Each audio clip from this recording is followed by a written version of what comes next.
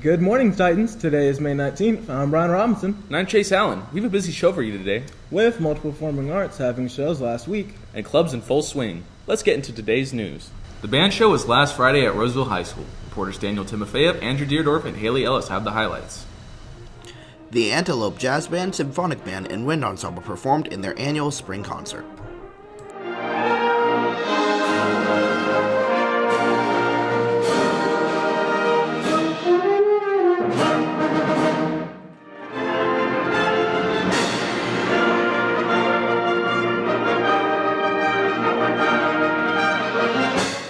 All three bands performed their own individual songs before combining the bands at the end of the show, saying goodbye to their seniors with the playing of the song Auld Lang Syne, then bringing the seniors back with the classic Stars and Stripes Forever.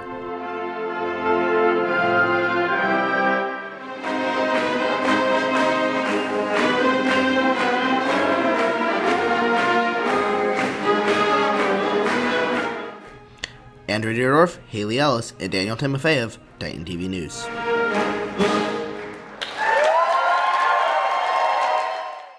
When it comes to obscure sports, none are quite like roller derby. Reporters Matthew Mahowan and Chase Allen talked to freshman Emlyn Wymore about her passion for the sport. Describe roller derby in one word. That's not nice. Fun. Scary. Fun. Wow. Chances are, not many of you know very much about what roller derby is, and neither did I until I was introduced to freshman Emlyn Wymore. Emlyn participates in this brawl on wheels at a warehouse dubbed the Cell Block every Wednesday and Sunday to get her frustration out and have fun. I've been doing roller derby for about 3 years now. I started in the beginning of 7th grade and I wanted to do it because not a lot of girls that I know play it, and it's a really unique and fun sport and I love it. It's just really fun to skate. I love skating. Not a lot of people know about it, so it's fun explaining to them about it. Since roller derby is a sport that not many people have experienced or understand, me being one of those people caught up with Aletha Grunst, one of the coaches that teach at the Cell Block, to get a better understanding of how the sport is played. So you're probably wondering what roller derby is. It's a full contact sport that's played against two different teams on an oval track. Basically there's two positions, blockers and jammers. The blockers maintain what's called a pack and they skate together within 10 feet. The jammers are the point scorers. Imagine a ball like football, but we don't have a ball in roller derby. So the jammers are the speed skaters. Their goal is to get through the pack in that oval. Basically, you get a point for every opposing blocker you pass. So if this is a jammer, these are blockers, she passes 4, that's 4 points. It's the only sport where you're simultaneously playing offense and defense. That's roller derby in a nutshell.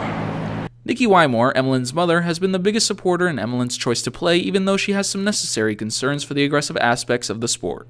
It's kind of scary at first, but it's really cool because it's given her a lot of satisfaction as far as self-esteem and things that she can do, and she has fun with it though. So it's kind of scary, but then it's also a lot of fun, and it's hard work and exercise and a lot of dedication.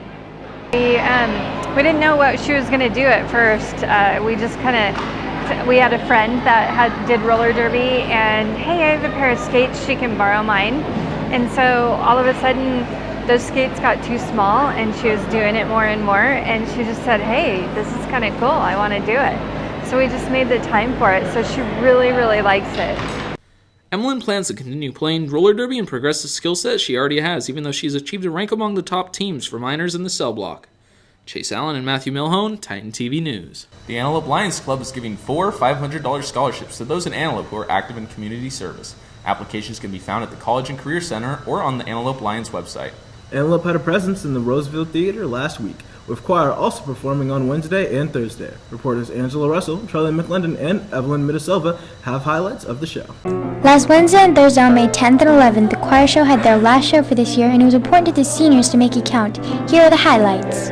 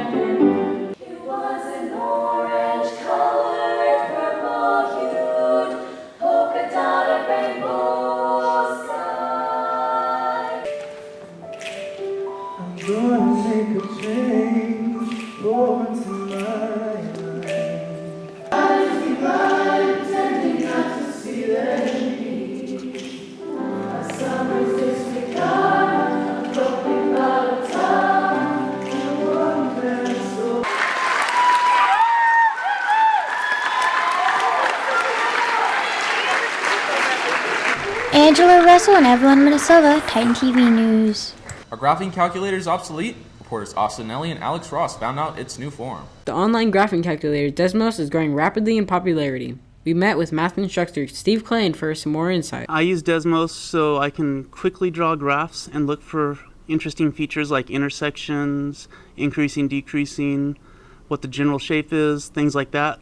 Things that you can't do on a regular graphing calculator without spending a lot more time on it. Definitely find it helpful. More than ever, students are able to do the things I was just talking about. They can see what's going on in the graph a lot easier. I can change numbers real fast and even add these things called sliders that let me change features as I change numbers on the original equation. It's really neat. Like if Desmos were to put out a graphing calculator and try to make it something that's acceptable on things like the SAT, ACT, AP tests, I think it would be far better than the options that students have right now.